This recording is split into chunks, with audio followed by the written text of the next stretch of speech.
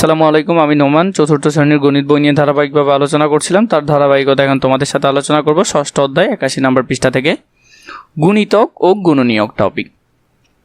এই অধ্যায়ের সকল খুঁটিনাটি বিষয় সম্পর্কে আমরা ধারাবাহিকভাবে জানব। প্রথমে হলো গুণিতক। আমাদেরকে এখানে একটা কাজ দিয়েছে, দেখো, রিয়া, রনি ও রাইসা 3 ভাই বোন। বাবা তাদের জন্য লিচু কিনবেন।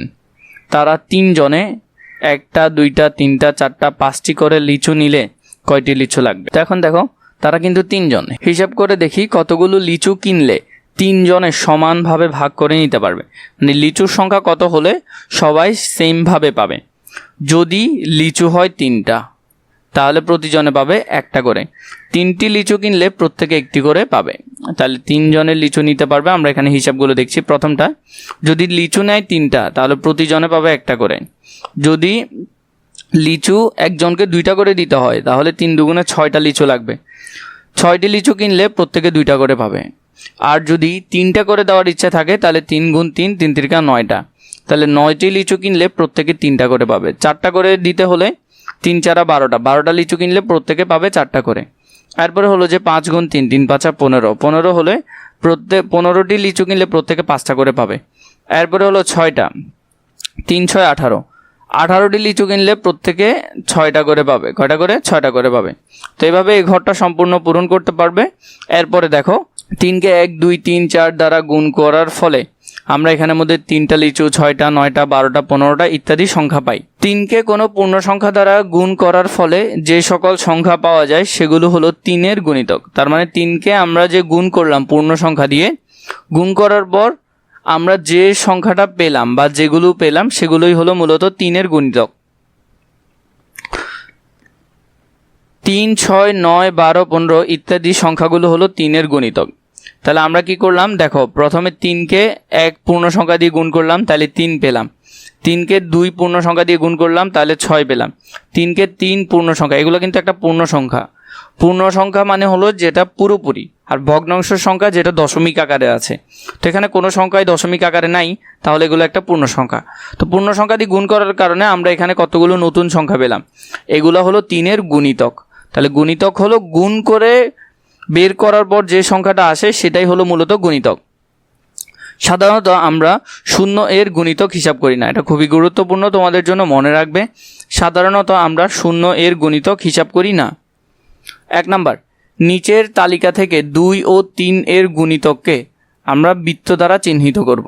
2-এর গুণিতক, তাইলে 2-এর গুণিতক 2কে যদি 1 দিয়ে গুণ করো, 2 একে 2, 2 দুগুণে 4, 3 দুগুণে 6, 4 দুগুণে 8, 5 দুগুণে 10।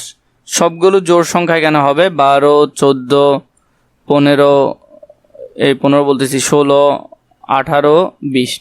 এগুলো সবগুলো হলো কার গুণিতক? এগুলো সবগুলো হলো 2-এর গুণিতক। কারণ কোনো একটা সংখ্যাকে 2 দিয়ে গুণ করলে, যেমন তুমি যদি 2কে প্রথমে 1 দিয়ে গুণ করো, তাহলে 2 একে 2, তাহলে এই 2টা আমরা এখানে গোল দিলাম।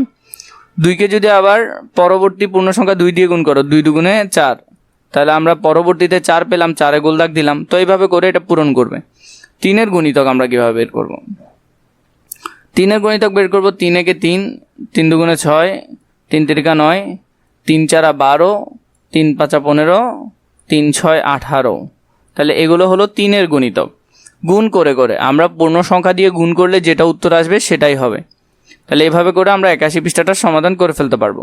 এরপর আমরা যদি 82 নম্বর পৃষ্ঠাটা দেখি, 82 নম্বর পৃষ্ঠার মধ্যে একটি দোকানের তাকে কতগুলো চকলেট বাক্স আছে? বাক্সগুলোর প্রতিটির উচ্চতা 4 সেন্টিমিটার। বাক্সগুলোকে একটির উপর আরেকটি পরপর সাজালে উচ্চতার পরিমাণ অনুযায়ী যে সংখ্যাগুলো পাওয়া যাবে তা বের করি।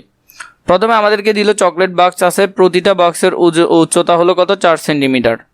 তা আমরা যদি পরপর সাজাই, যেমন যদি দেখো সংখ্যাগুলো 4-এর গুণিতক বের করতে আমাদের, এটি সহজ।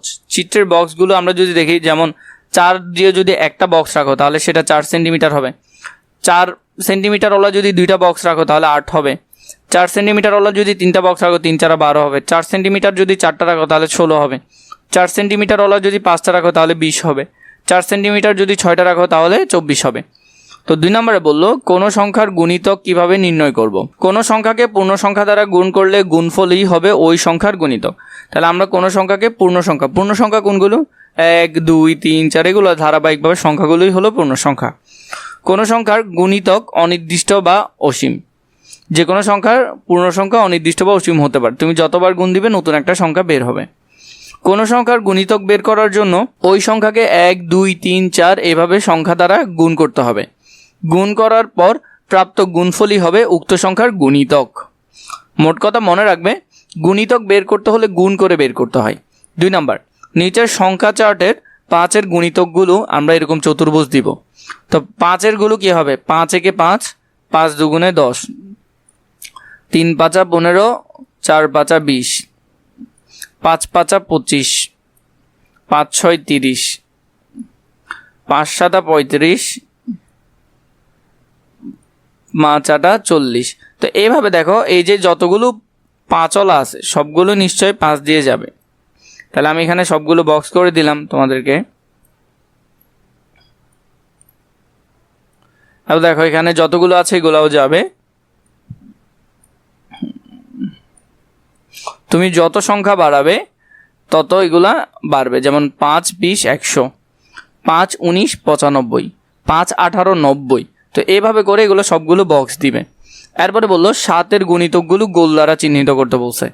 7 একে 7, 7 দুগুণে 14, তাহলে এখানে হবে এটা, আমরা অন্য কালার নিই। তাহলে এখানে দেখো একটা করা আছে 7 একে 7, 7 দুগুণে 14, 3 7 21, 4 7 28, 5 7 35, তাহলে 35 ডাবল হলো। তাহলে আমরা পরেরটা লিখলাম 35।